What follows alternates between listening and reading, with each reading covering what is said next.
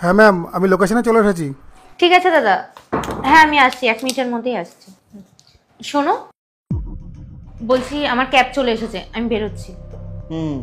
ঠিক আছে, আমিও স্নানে যাচ্ছি, আমিও তারপর অফিসে বেরোবো। হে ভগবান, এখনই এটা হওয়ার হলো?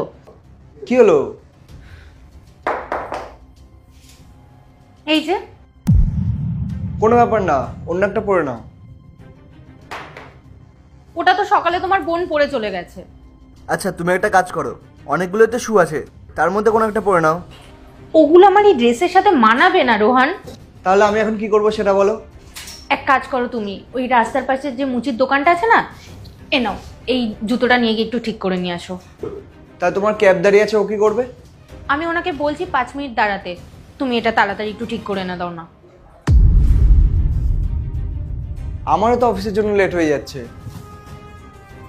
দাও।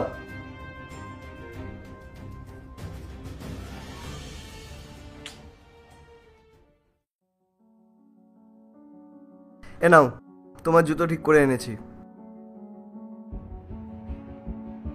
কি হলো, মুখ ফুলিয়ে বসে আছো কেন? ক্যাব বুক হচ্ছে না, উনিও ক্যান্সেল করে দিল, আর কেউ অ্যাকসেপ্টও করছে না।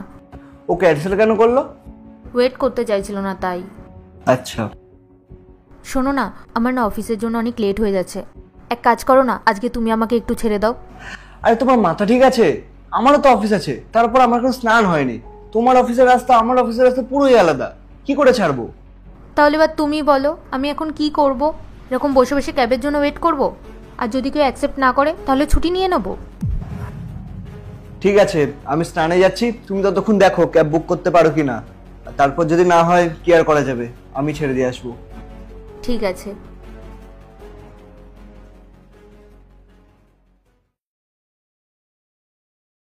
হয়ে গেল না তোমার জন্য লেট?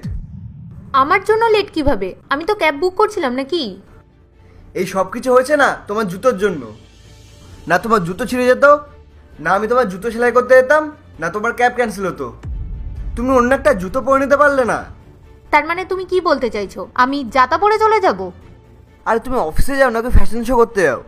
যা যখন যেটা সামনে পাবে পরে চলে যাবে। আচ্ছা, যখন তুমি সেজেগুজে অফিসে যাও, তাহলে তুমিও ফ্যাশন দেখাতেই যাও? তুমি মানো আর না মানো, এই সব কিছু হয়েছে তোমার জুতোর জন্য। না তোমার জুতো ছিঁড়তো, না তো ঝামেলা হতো। নাও চলে